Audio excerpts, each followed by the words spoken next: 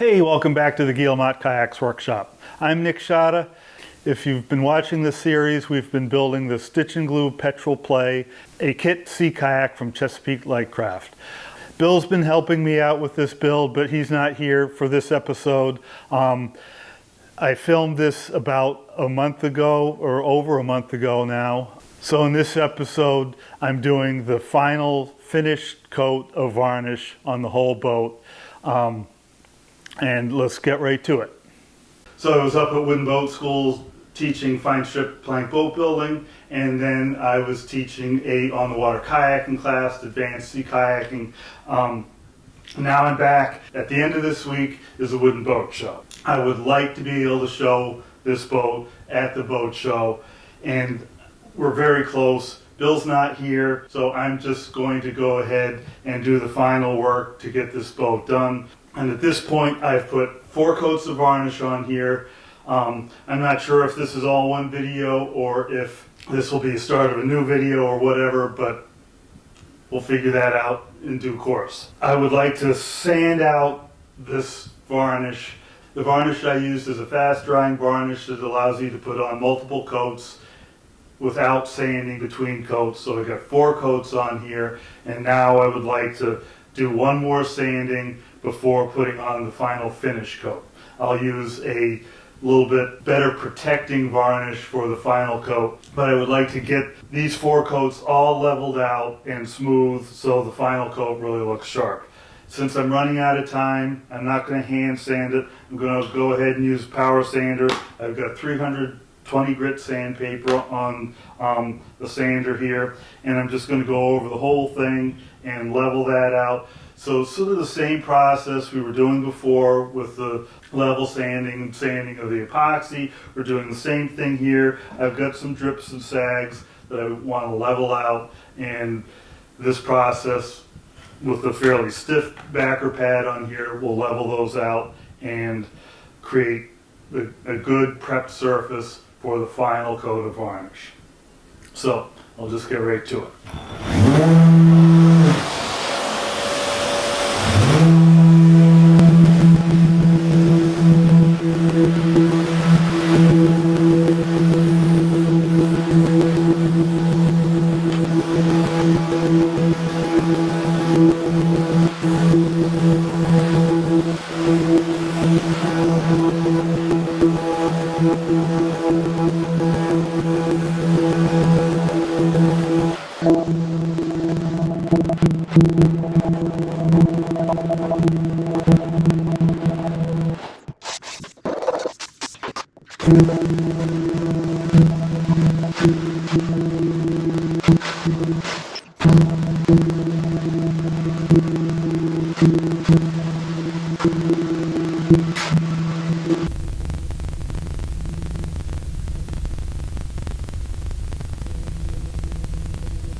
So I have a few drips here, just from me being a little bit sloppy. So they start to show up a little bit more when you sand. Previously, I've talked about using a rasp to get rid of drips on the epoxy. Well, this is sort of a rasp that's specifically intended for leveling the surface of paint. It's for doing auto body work. It's just a very fine file, and I can take that and go over that drip and get it leveled down to the surface a little bit more. Then when I go over it with the sander,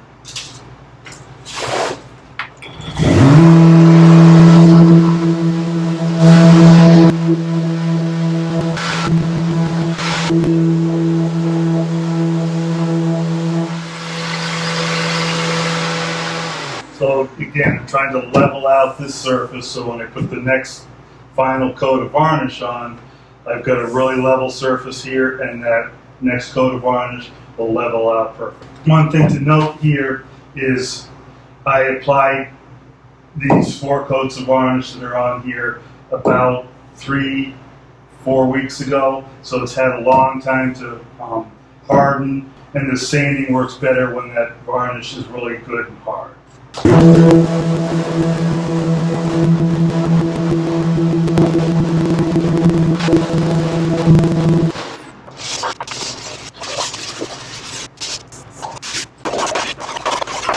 So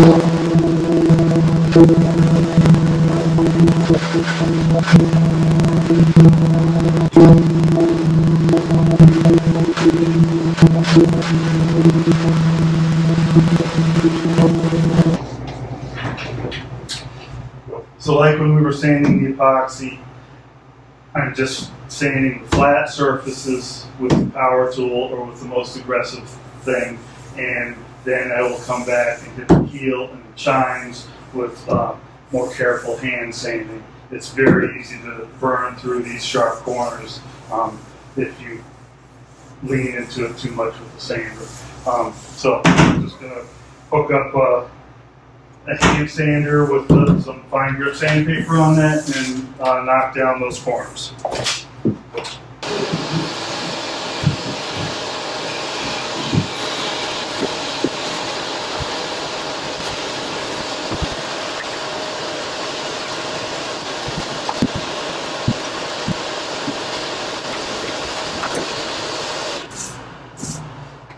All right, that's the bottom all sanded out, and I'll go on to the top. One thing you may ask at this point is, you'll notice I'm dry sanding, so I'm using the power sander with just the vacuum hooked up, as opposed to wet sand. I will sometimes wet sand the deck, or I will sometimes wet sand the varnish, but what wet sanding does is the water washes away the sanding crud. So this varnish, like I just mentioned, it's been curing for a better part of a month already, so it's really quite hard. It sands to a nice fine powder, and my vacuum sucks it right up. If I were sanding this shortly after applying the varnish might still be a little bit gummy, which is going to tend to clog up the sandpaper, and the dust collection doesn't do as good a job cleaning it up. So that's a prime time to go ahead and try wet sanding.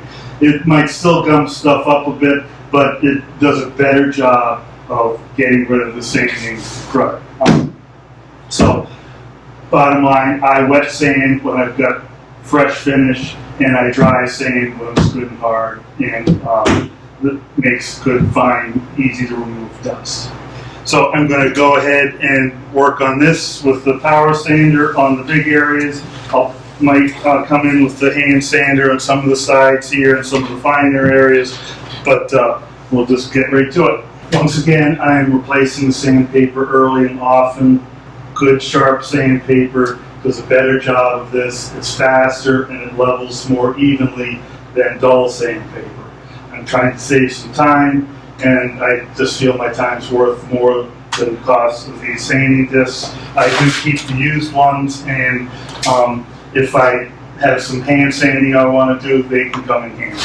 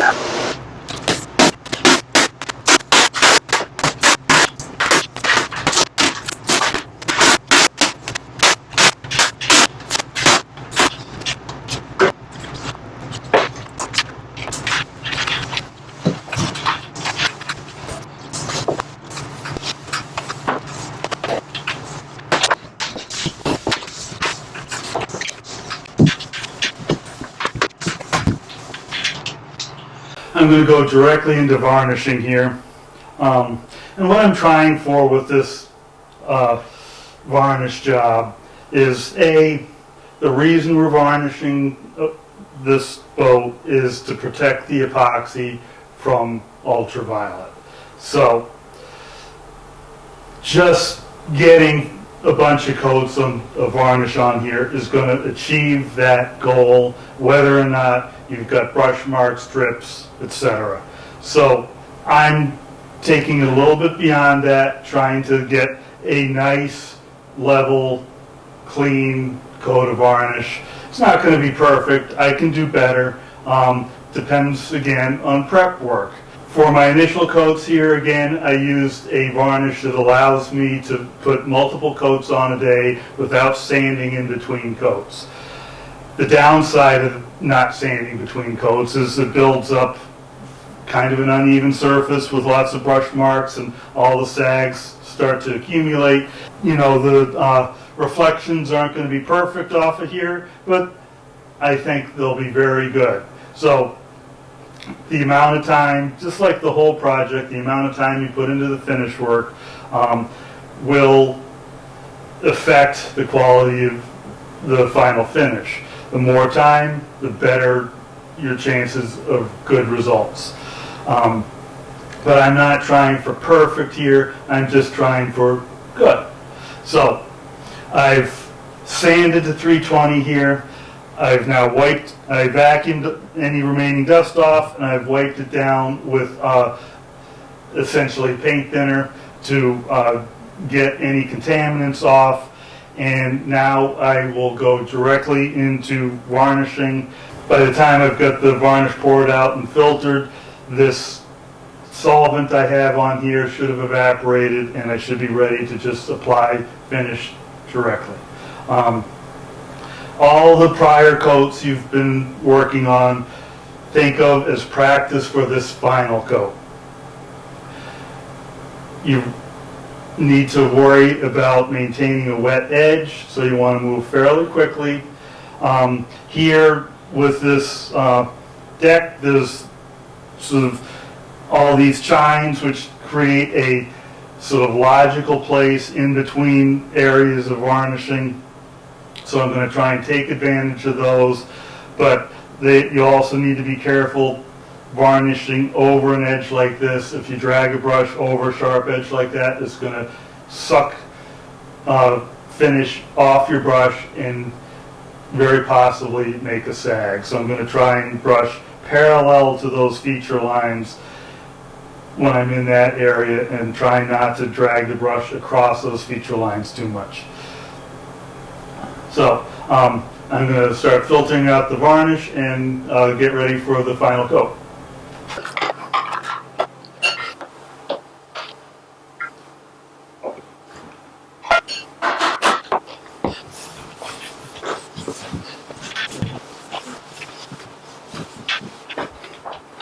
The trickiest bit is around the combing, so I'm going to start there.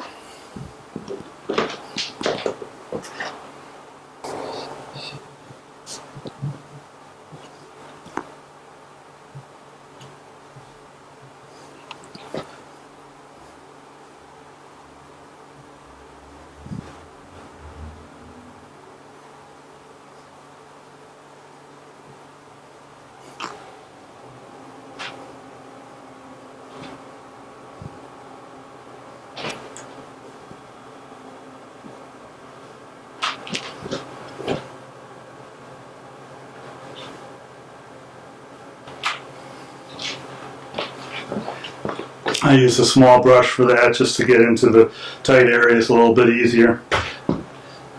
Now I'll switch to a 2-inch brush. These are foam brushes made by Jens Manufacturing. I don't know if it will focus there on you. Alright, so now I'm going to start, and again, working in small sections, approximately 1 foot at a time. Nice horizontal strokes. Get it on there.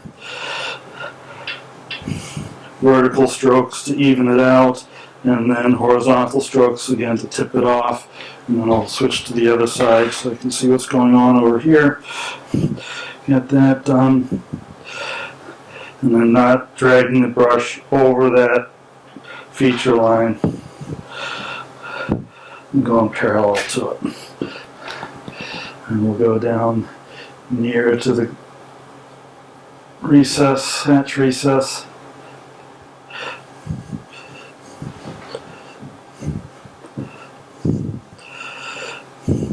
Push on either side of the feature line and switch sides.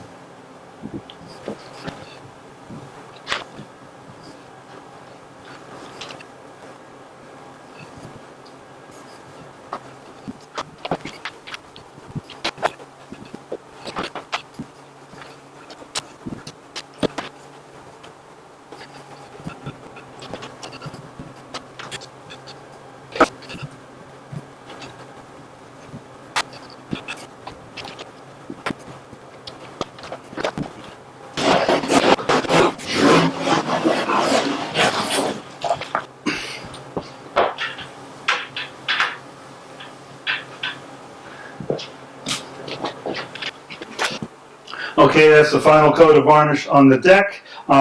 We will let this cure. I'm not sure if I'm going to go directly to the hull or if I'm going to work on installing the hatches and bulkheads. I can do that now that the final coat of varnish is on. The hatches will go in here, and I have not varnished the flat surface here where the hatch will glue down. So now that it's all varnished, I can get into that, and I don't need to worry about masking off the hatches. So we just finished up the varnishing of the deck, but now I'm going to go directly to the varnishing of the hull. In between these sections, I actually did go ahead and do all the interior installation of the bulkheads and the seats and so forth, and so I decided to combine these two sections that happened on different days, several days apart, with something else happening in between, just because it makes sense to put all the varnishing together. And so through the wonders of editing, I'm putting the varnishing bits together. There will be another episode about the installation of the interior stuff coming up after this.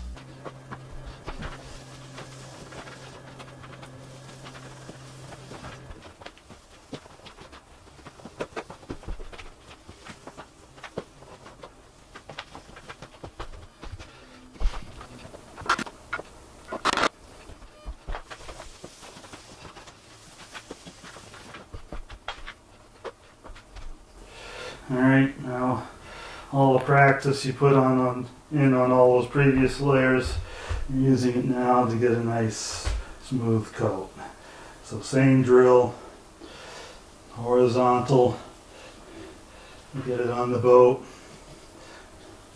vertical to even that out,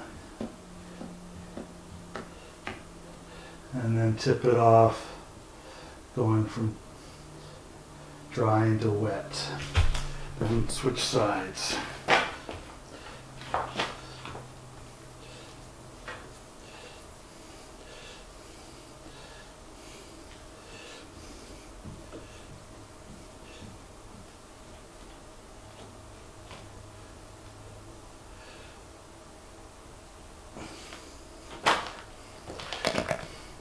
Move down 2 sets of stitch holes.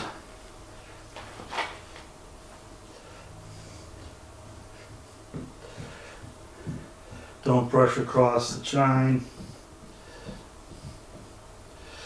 and tip off.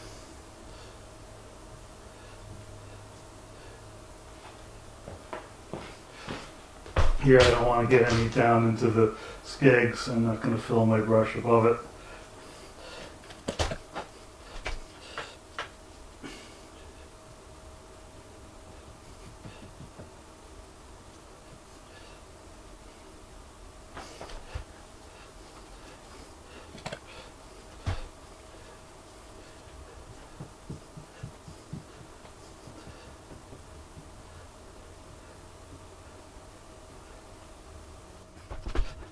So I do one on each, one on one side, then two on the other, two on the other, two on the other.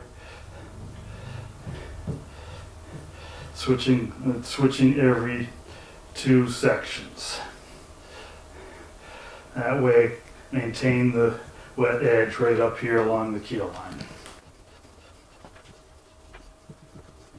Not that it matters that much on the bottom of the boat. First time you land on a beach, any brush marks at that keel line are going to be obscured by scratches, so don't sweat it too much.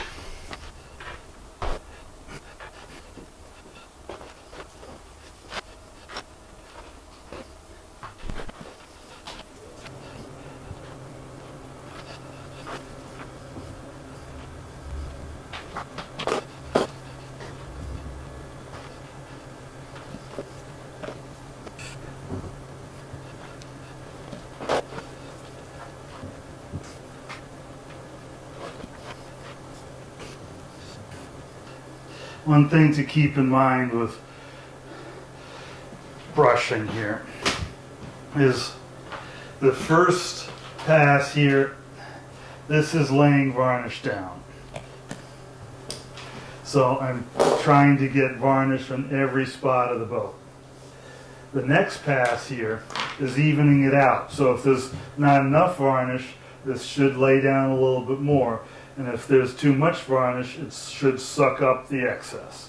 So we're not just worrying about putting down more varnish, we're taking some up. And this tipping off pass, that's almost exclusively picking up excess varnish.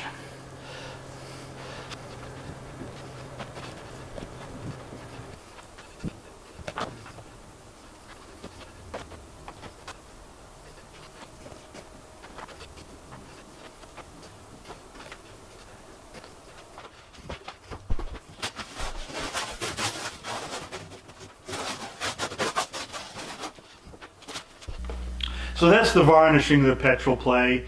In the next episode, we'll install the seat, the foot pegs, the bulkheads, get the hatch rings installed. So if you're enjoying this series and want to see the finished product, that's coming up soon. We've just got a couple more episodes to go. If you're interested in building this boat, you can get a kit from Chesapeake Lightcraft, or you can buy the plans from me, and I just released the plans as a digital download, and there should be a link up here for that. So until the next episode, thanks for watching and happy paddling.